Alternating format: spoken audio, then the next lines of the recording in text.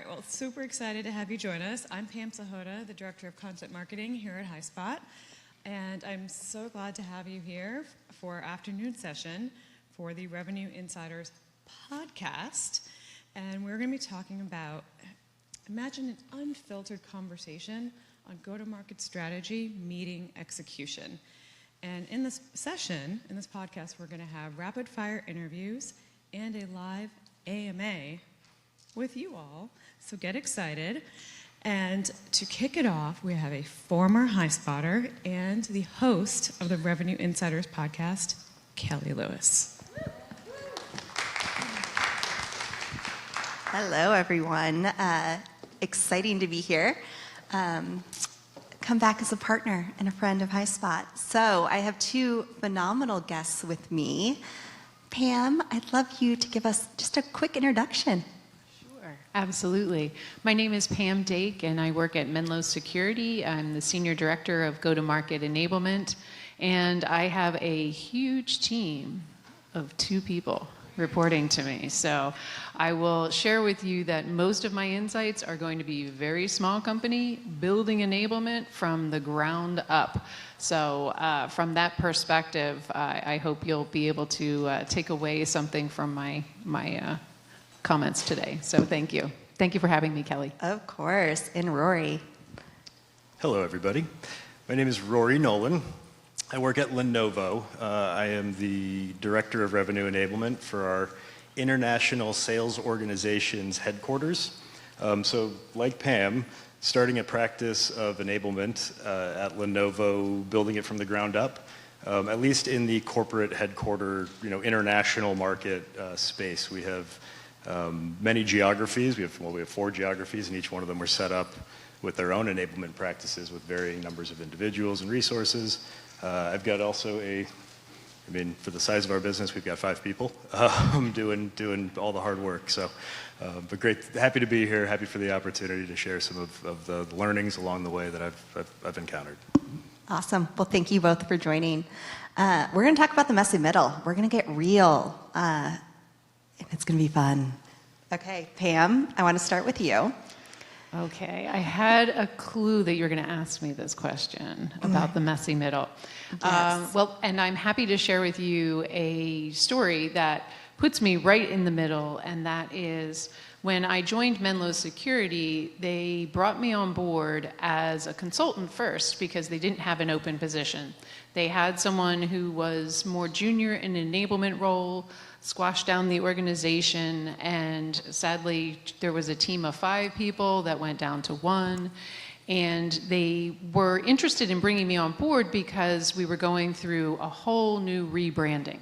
So rebranding of who we are, what we do, and they, the woman who I'd worked with the previous company as she was a recruiter, she brought me in contact with the CRO and said, you must have her. You must have her. She's going to help you with your SCO. You must have her.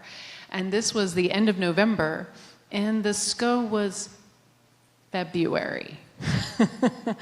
So I'd love to say that I was brought on board with this whole huge thought, but it actually turned out that I was brought on board in the middle of them going through this planned rebranding. And I started with the CRO when I talked to him at the end of November, and I said to him, well, you need me on board like weeks ago because you need to help your sellers be prepared before they go to kickoff, not at kickoff that you need to do everything, because we all know, let's be real, we all know so many different stakeholders who get involved with kickoff that automatically, immediately say, kickoff is everything needs to get crammed down people's throats, and that's when everything happens, period. Once a year, done. And so I was like, no, it needs to be a planned cadence. So from my standpoint, being in the middle, I was quickly brought on board in about a week. So I then had 9-10 weeks to get started. And so what I did was I quickly worked with product and product marketing to make sure that they had training, that they were able to have a new FMD, first meeting deck, if you will, that they could then test their knowledge on and get certified on. And we had that opportunity. We had about 4 weeks' time, and then people were testing on the first meeting deck. And it didn't go well. It didn't go well at all. And the CRO was very disappointed. And I think part of it was, well, there's a lot of reasons, but I think the main part was that it was very product heavy. Very, very product focused, very, very Menlo Security focused, which ended up being really challenging for people to tell a story, to tell an enveloping story where you're bringing customers into the mix of what was going on. So then we had kickoff, and kickoff in general was a big success, other than when there were workshop breakout sessions when the reps needed to perform. And they, now picture this. So we had the one room that was the breakout session with the CRO, the founder of the company, the CFO, all of the entire C-suite. And they had to literally stand and deliver. Stand and deliver in front of all of these people who were very critical of exactly what the salespeople were saying. So that didn't go so well. So fast forward. And the bottom line was we did a program following kickoff that worked really well. And so from that standpoint, I felt like we felt vindicated because it was putting reps in touch with customers through a call intelligence platform that we had, testing them, having them record their calls, having them give us back feedback, and having them put in teams. We did like a March Madness is what we did. And so we did it such that we put people in teams and they were able to choose one person whose call they thought was the best and select that, and then put that up for review for everybody. And that went really well. It went really well. So it took 1, 2, 3 tries probably to get anywhere near where we really wanted to be with the FMD. But I feel like because we were able to eventually get there, and we were able to get there in front of customers and prospects, way better, way better. I think so many of us can relate to this. Yes. Especially the two things that stood out is, can we just launch everything at SCO? Just launch everything at SCO. Why? Why? I don't understand why most CROs think that way. And then also the other thing that is you put a seller in front of a CEO, head of product, a CRO to give their presentation. And what they don't realize is a seller has to talk differently than a CEO. It's a different talk track. And if they don't understand that, everyone's set up to fail. So I've been there. I don't know if any of you have been there. Former seller, I've had to do this exercise. It's cruel. Let's stop that. Let's stop that. Okay. So the other thing that I think is so interesting about what you do is you work with sellers who have buyers that your cybersecurity. They need trust in the buyer process. And when I think about AI and how sales is changing, trust is so important for your sellers to build. And I'm curious, how do you enable and train your sellers to build trust with their buyers? Well, I can tell you how we don't, how we shouldn't, which is talk about product first. Product, who we are, what we do, flash our brand, logo slide, all of that. Because it doesn't necessarily relate to your audience and it doesn't relate to your buyer. And so we've had first meeting decks that have looked that way, and we've had ones that didn't look that way. And I can honestly tell you that the ones that didn't have the logo slide first definitely resonated much more strongly and definitely helped to create that bond with the person who's buying your product.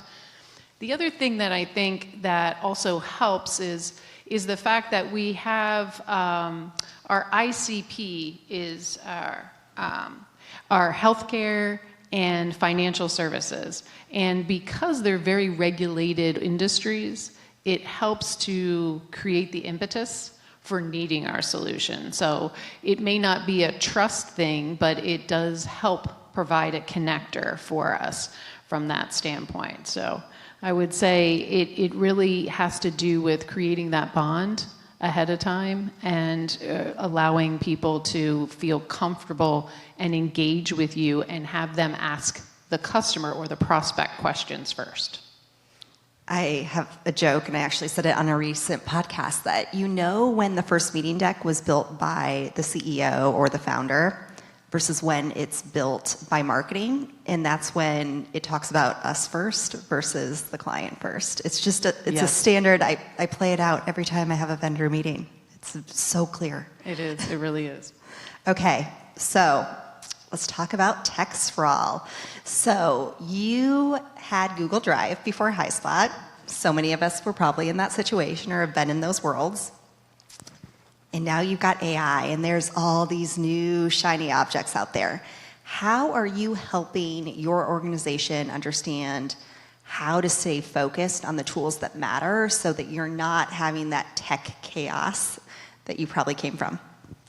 Yeah, I think this one's really important because we have so many different tools. How many people manage like 5, 10, 15 tools? I mean, there's got to be so many tools out there that you're managing. And for me, with a 2-person enablement shop and over 150 people that we need to service, you're like, okay, let's make sure that we can focus people and keep them focused. I am a 4-time Highspot bringer honor with 4 different companies that I've been with. And I feel like Highspot really pulls not just the content together, but the training and the learning. And it really provides that kind of one-stop shop ability for people to professionally communicate with their prospects, with their customers. And so honestly, what we do is we roll up our sleeves.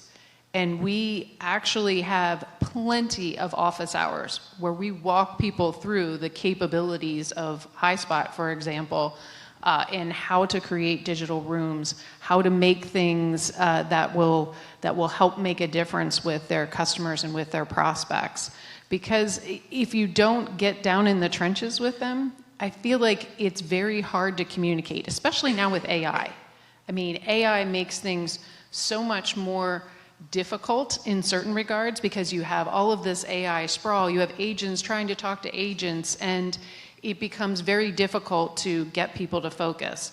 And so what I am most encouraged about is the fact that now with AI and the Highspot tool, you can actually create digital rooms just with a button.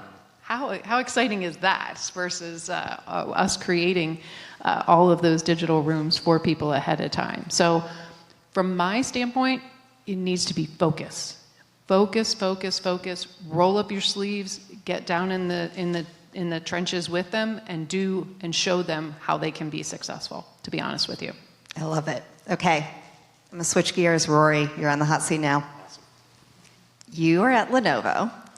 I am very intimidated by your role. You have 180 markets and 62 billion in revenue. That's a lot. Mm-hmm. And I think when I think about the enablement evolution, for a really long time, we were talking about revenue enablement finally, not just sales enablement. We were moving into more than just sales. But the next generation of that is, okay, how do we go global? And how do we actually localize our programs? 62 markets. No, 180 markets. 180 markets, my bad. How do you do this? How do you decide what's localized, what's not? Talk me through that. That's messy. It is. You know, you made my job sound very scary. It is a little scary. Well, it's quite scary. But look, you have to kind of know Lenovo's background a little bit to understand where we're at and where we're going. We make the ThinkPad, right? I mean, I think most of you probably use a ThinkPad. Fantastic product. It's a product company. We built it that way. A little while ago, we ended up picking up IBM System X line. We bought, I mean, this was back in 2015. We went into phones. We started broadening our portfolio. And the way we were set up, though, was that each one of these groups had their own ability to create a sales organization. So they went and did it in geographies. So it was always a global strategy first with local execution at the core of it and the heart of it. Because each market is different. Each of these regions has different requirements, from language to culture to, whatever it may be, data even. And this is the problems we're running into now. So a couple years ago, our CEO said, look, this isn't going to work. We're not going to be able to scale really quickly or broadly or efficiently if we're as separated and as localized as we are. So we have to create a centralized office, which is this international sales organization. Well, we then have to enable those people, right? So we build it, and we have to start defining roles, we have to start doing organizational design. So the organization I'm in, it's not just revenue enablement, it's sales transformation and enablement, so you're transforming and enabling. It's kind of two ends of the spectrum, but... I finally feel appreciated. I love that name. We should all rename our teams that, yeah. right? Yeah, I'm a fan of it. So anyways,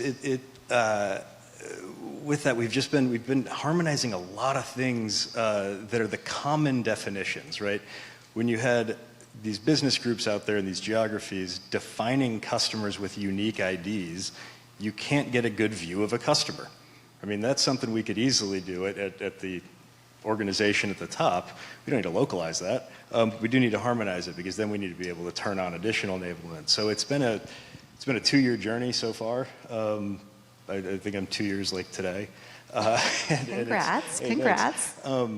But it's a long journey. I mean, we're on a long path, but we are starting to make a lot of that foundational levels put in there so that we can regionalize and localize the enablement, and AI is going to help us do that, more and more, easily to do it. So, I'm stealing your word, harmonizing. Yeah. I love that.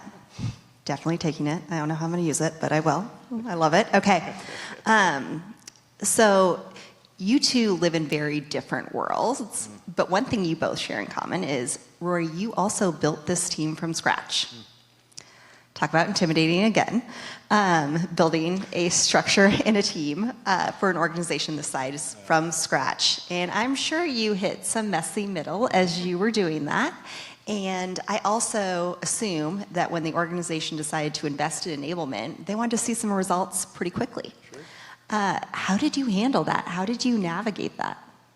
Yeah, so if you all were in Allison Levine's keynote here, it's like climbing Everest a bit. Maybe not. I saw some parallels. I'm sure we all did. But look, yeah, so the job description that I applied for described a person. It didn't describe a role, because there was no role. It just knew that it needed to enable the sales force that we were now building.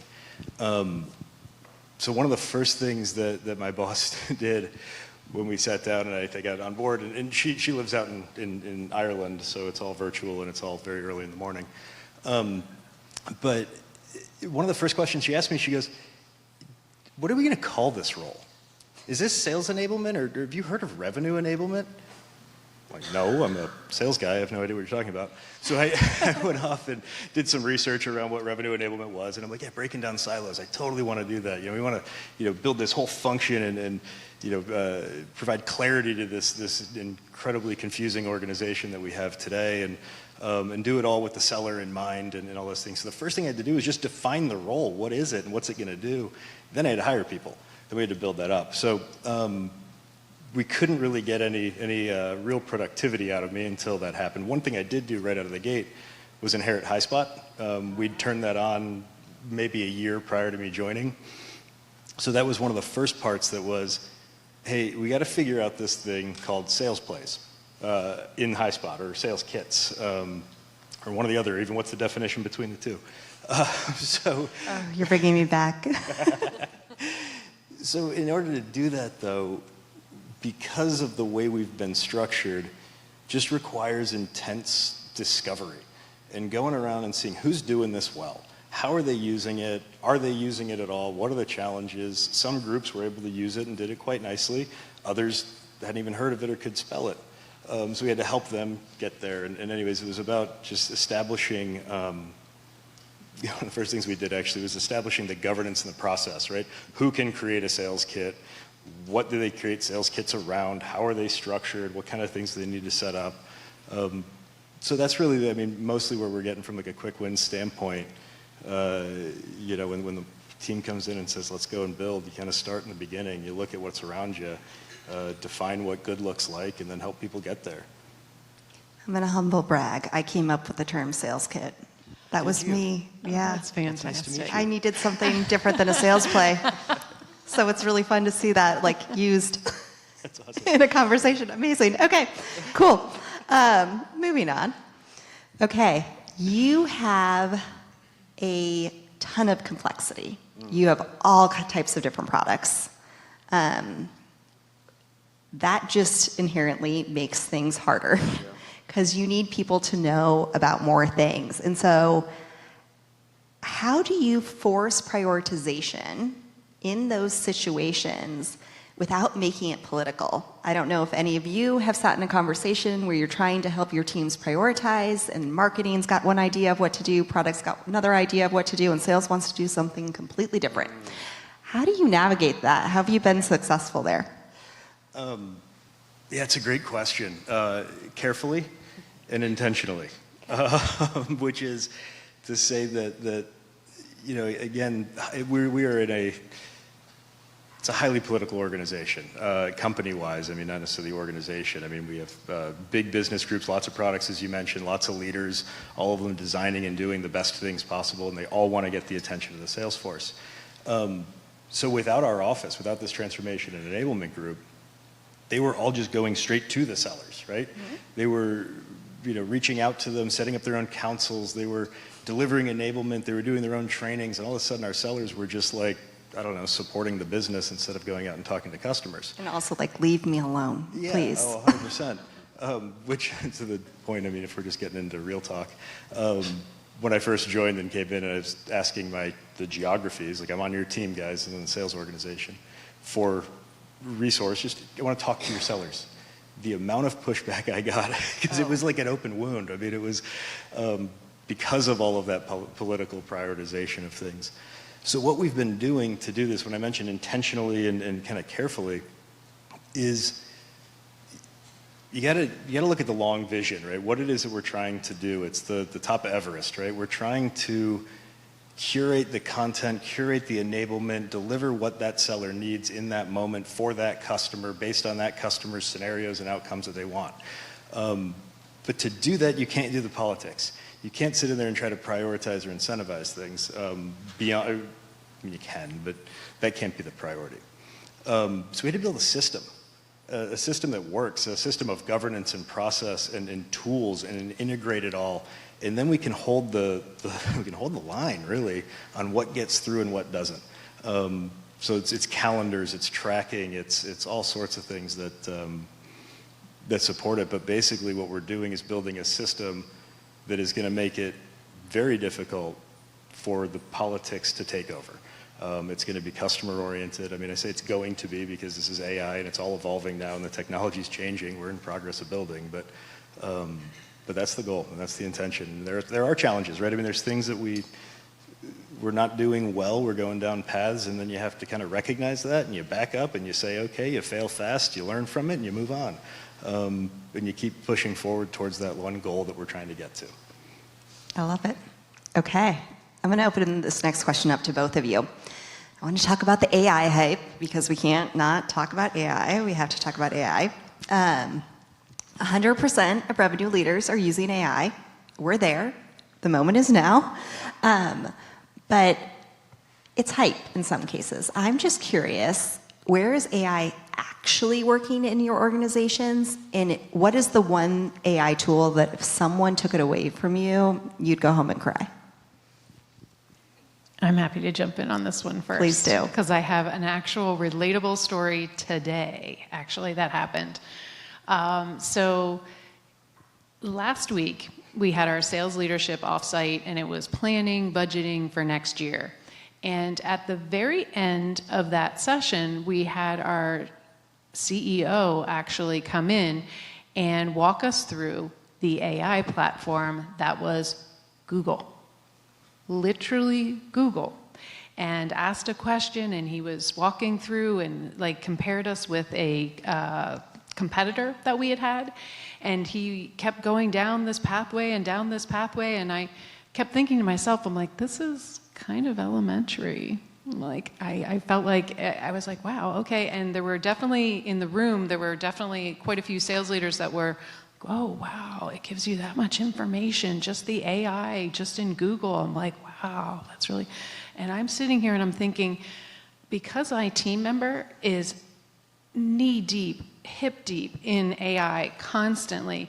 She has sought out different platforms, Gamma, Claude, ChatGPT. You're talking about my stack right you there. You name it. Love you that. name it. And she's been in it, and she's been really putting together fantastic programs. And she is just so chomping at the bit to help anyone at Menlo get further along with AI. And so, to bring this to today, she and I actually presented to our CRO today a plan of how to get RSMs, CSMs, and managers starting to use AI, dipping their toe in the water. And do you know what his reaction was? His reaction was, well, I think that's a little bit much. And so she had broken it down by week and weeks of exactly the activities and so forth. But because it was probably more than his eye could take in, and this is certainly not making any light of my CRO or anything, but it's because if you haven't tried it, it feels overwhelming. It feels seriously overwhelming. And so what we decided to do was actually tomorrow at our revenue enablement call, Tanya had already planned to go through some specifics of our call intelligence platform that has so much AI baked into it, and showcase exactly what the CRO had shown us on that call today in the platform that also wraps in past conversations that have happened versus just the customer name in Google. So that now you have what next steps should be and that kind of stuff. So it's dipping your toe in the water, and it's getting people comfortable and getting people to feel like AI is their friend and AI is something that you should be using on a regular basis. That's sort of my take on AI. Awesome. We have a saying, we like to have our AI as a teammate.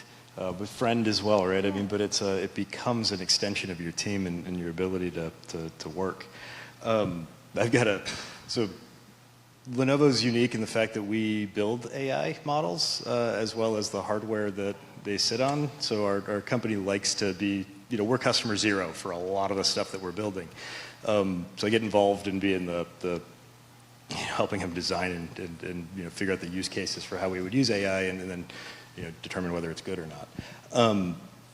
But personally speaking, because of that, I got access into a ChatGPT enterprise license early on. And I'll tell you, just as revenue enablement people or enablers, as everybody in this room would be, let me tell you how I use it personally, because we big markets, lots of revenue, very few people, big transformation effort. The amount of projects and programs and initiatives and feedback and inputs that we have to work with. If I didn't have this enterprise license of ChatGPT to build projects, to start sorting everything through, I'd definitely cheat. I have the Highspot University, downloaded a ton of content on that, put it into a program, and then I ask it questions about best practices and governance and what am I missing and things like that, and it helps me design. So it's the teammate that I need to work. I mean, it helps build out project decks. You go out and you explore what all these other people are doing, document it all, throw it in there, and it makes sense of it, and then can help you kind of get to the vision you're trying to with steps. And the more you work with it, the more it knows about you, the more it can kind of anticipate. And in fact, fun story, you guys asked me to write a bio for this. I don't have a bio. I asked ChatGPT, I literally said the prompt, and I said, write a bio for me. It wrote a bio for me that was so scarily accurate. It knew how many kids I had, it knew where I lived, but it also knew something about me that I didn't know about, that I wouldn't have defined myself as that, but it said I'm a lifelong learner. And I was like, yeah, I am a lifelong learner. Yeah, you are. Thanks, teammate. So anyways, ChatGPT. I'm a big fan of it, and we've seen it from like a couple of use cases in work that we've seen. I mean, we're using it to help us get to pricing faster, right? Using AI models to do that. We're using it to build dynamic content. So if you want to put a brochure together, we can have AI do that for you too. Surfacing insights and things like that around customers. So. Yeah, we're using Gemini. So we're using the Google suite. And the interesting thing is I've done comparisons where I've taken now non-proprietary type of information, but put it into ChatGPT, and it is more robust, ChatGPT, I think it is, than Google Gemini. But that's just my own personal feeling. So if my company wants to switch to enterprise ChatGPT, I'm down with that for sure. Where did you pay them? I'm plugging them.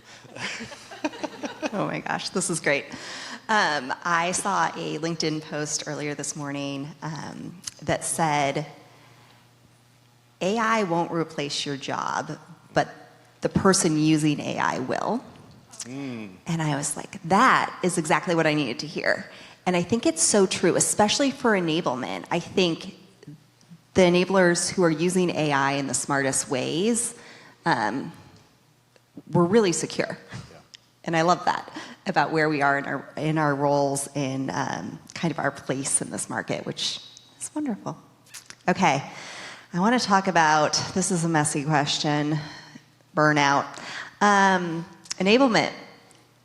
We see burnout in enablement, and I get it. We are typically individuals with high empathy. We want the best for our sellers. We want them to succeed. They don't always appreciate that, but we do.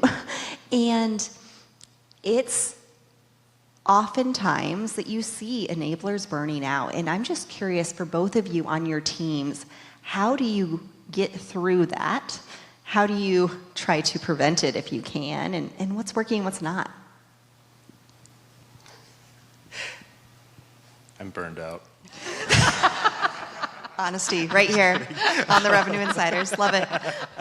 I'm joking. But you're very right? I mean, people who join enablement are typically more compassionate, right? I mean, you're seeing the challenges out there, and you're working to go solve it. So you take on a lot.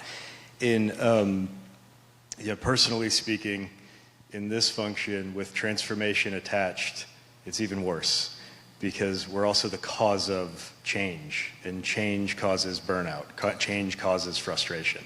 So it's not only are we changing the way people are doing things, but we're also trying to support that in the meantime.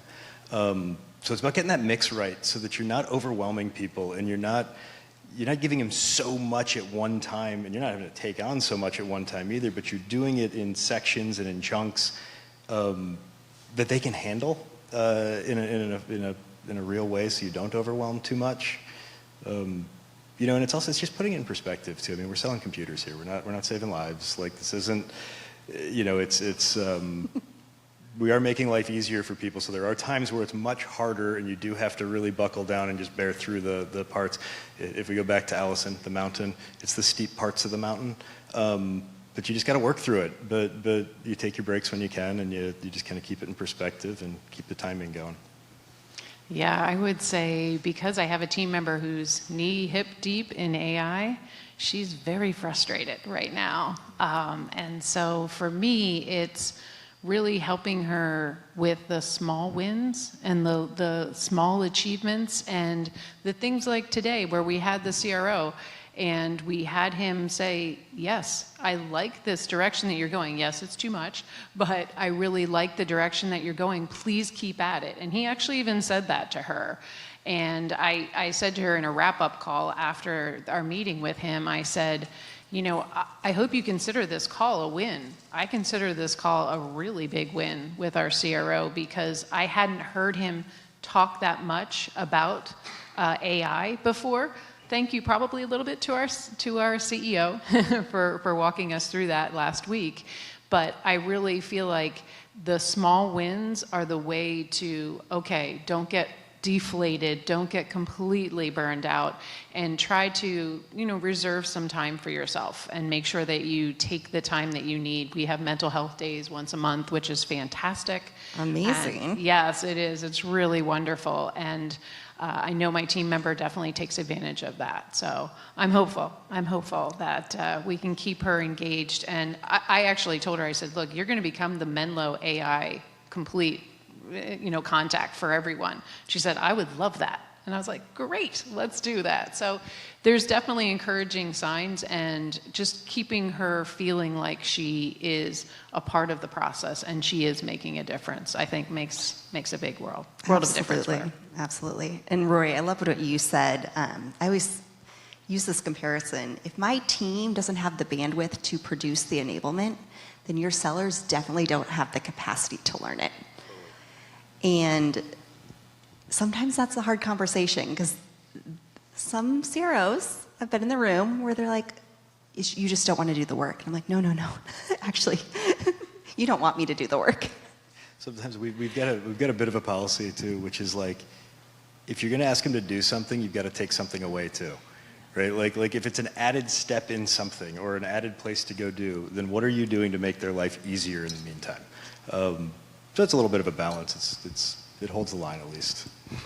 Okay, we're going to open it up to questions. So if you have a question, do we have mic runners? Yeah, we do have mic runners. Okay. Does anyone in the audience have a question for Rory or Pam or even myself? Don't be shy. Okay. Yeah, I think in enablement, we are collaborating with so many different teams, so many different functions. You talked about it, that all have their own agendas and projects that they want to drive.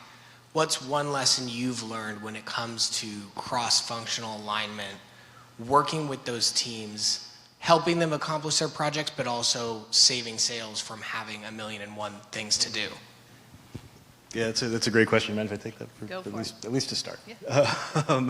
So one of the things I found in, you may relate to this, is it fails, whatever enablement fails, whatever practice you're trying to put in place fails, if the goal is isolated and siloed. But if it's around the outcome of the customer, if it's around the thing you're really trying to accomplish as a company, to generate whatever it is you're trying to do for that customer, then we can rally around that, and it's more likely to succeed. It's more likely to have less friction, and the competing needs aren't all there to make it kind of go awry. So I found that early on is kind of pulling it back to, like, what is it we're truly trying to accomplish here, which is hard to do too, because it's hard for some people we're working with to be able to see past the goal that their manager is putting in front of them.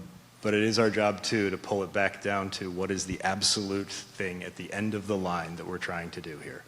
And if we can all agree on that, then we can all walk towards it together.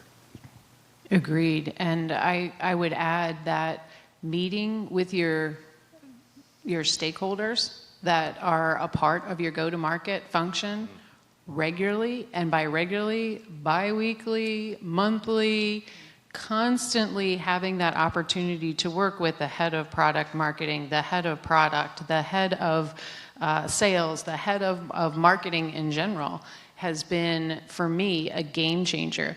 And it actually didn't, all right, true statement, it didn't come to mind to me until today that I haven't had one of those meetings in way too long. And part of it was because we didn't have a head of product and we didn't have a head of product marketing. Well, you're kind of missing two legs of the stool, the three-legged stool there. But I think that's part of the reason why I just had earlier this week, this opportunity that product brought to me of, like, we've talked about this. We've talked about our partnership with Google and this, that, and the other thing. And I said, to whom? Where? Okay, maybe it was, on the news or something like that. But, we didn't hear about it internally. And, well, if we don't have a head of product marketing, it's really difficult to get those messages. So from my standpoint, it would be really making sure that you take the time to meet with your stakeholders. That would be my recommendation. Okay. I know we are between you and a cocktail. The bar opens very soon. So, do we have any more questions? One more question? Okay. How is your teams like helping either sellers or even from like a leadership perspective address AI fatigue? Because that's something we're really facing with some of our customers is some of their teams are expressing like AI fatigue because there's just so much going on. How are you guys kind of approaching that? I wish we were there. Honestly, I really feel like I need to get them to dip their toe in the water before they're going to feel the fatigue. But I think that's actually a really good point because I think it's going to happen really fast and furious. Because what's going to happen is now we have a call intelligence platform that we're going to tell people to go self-serve and go check it out and go ask it questions and get ready for your next meeting because it shows you all of this detailed information.